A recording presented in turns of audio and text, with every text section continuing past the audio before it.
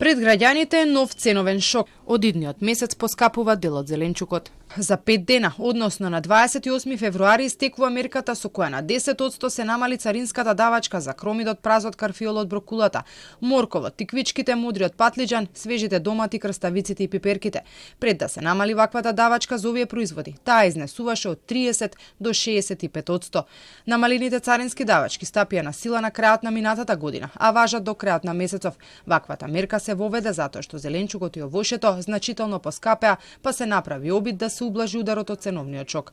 Но со оглед на тоа што овие производи од земјите членки на ЦЕФТА се внесуваат во земјава без царина, со истекот на мерката за намалената давачка, најверојатно ќе поскапи увозот, а со тоа и самиот производ, само на дел од зеленчукот кој се внесува тука од државите од ЕУ, но и од други останати земји.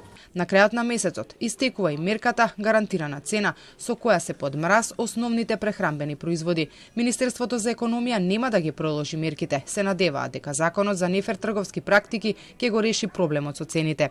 Очекуваме ова законско решение кое е целосно усогласено со европската регулатива и е со европско знаме да биде усвоено во најкраток можен рок. Со законот очекуваме да се намалат цените на прехранбените и земјоделски производи.